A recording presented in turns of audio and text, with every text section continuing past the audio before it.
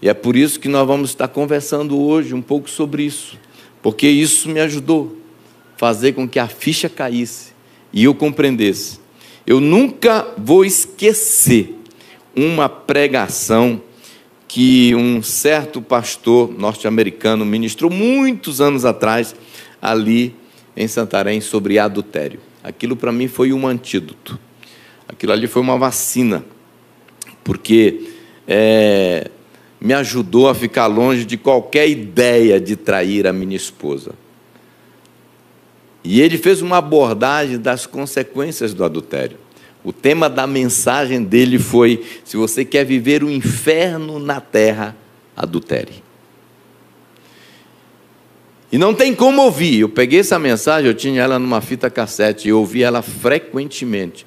Todo ano eu tomava uma vacina, porque todas as vezes que eu assistia e ouvia aquela mensagem, eu ficava pensando: cara, não vale a pena.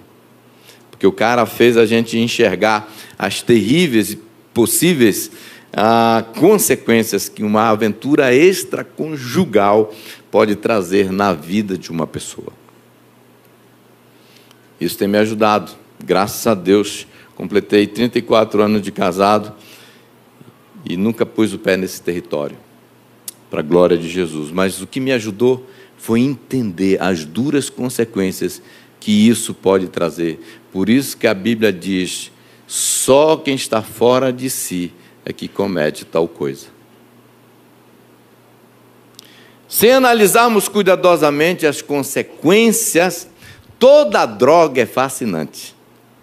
Sem analisarmos cuidadosamente as consequências, toda corrupção é vantajosa. Vamos dividir 50% para ti, 50% para mim, e a gente fica rico junto. Mas muitos de vocês sabem onde foi parar alguns corruptos. Se analisarmos cuidadosamente as consequências, toda aventura extraconjugal parece ser da hora, parece ser muito convidativa.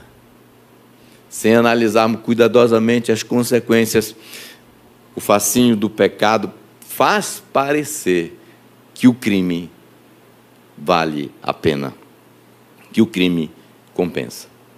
Em Deuteronômio, no capítulo 28, eu acho muito interessante que Deus, na sua bondade, graça e misericórdia, Ele chega diante do povo e faz algo muito interessante. Ele descortina para o povo as recompensas da obediência.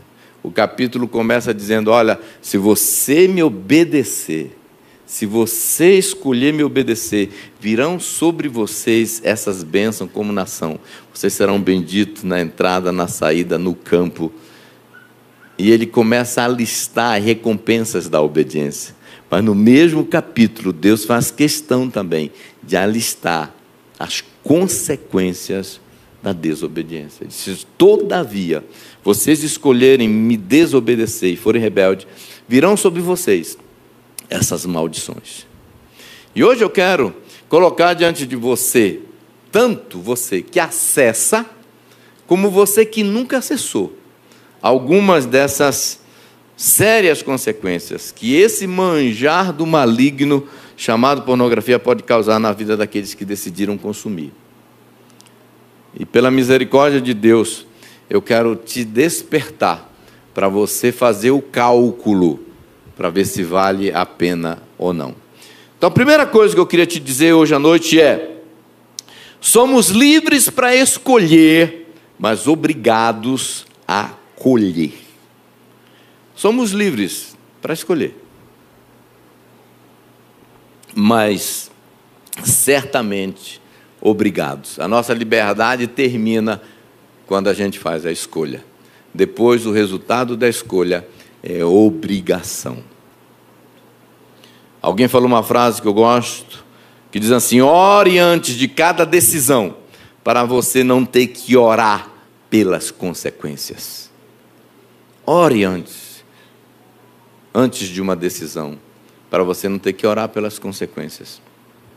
Uma verdade que eu gosto de lembrar naqueles dias, sabe aqueles dias que o diabo troca de tropa?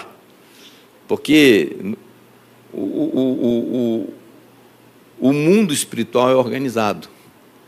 Tem hora que o diabo chama, vem cá, chama aquela turma e fala assim, vocês estão fracos demais, vocês estão perdendo todas.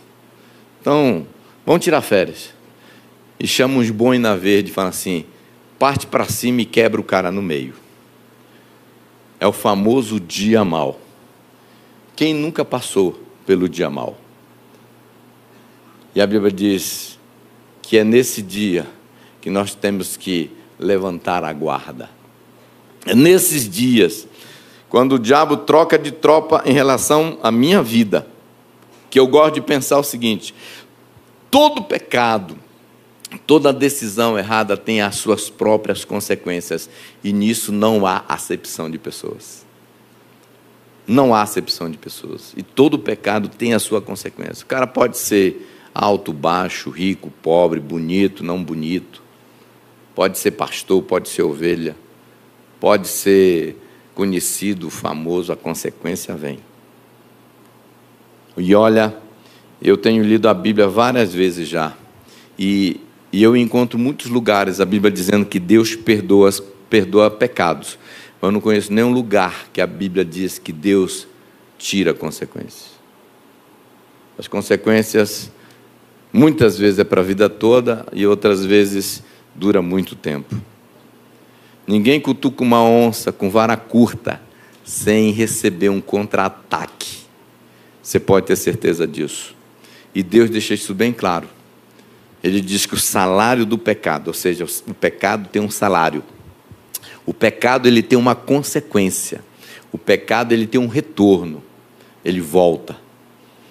E a Bíblia diz, ele há de te achar.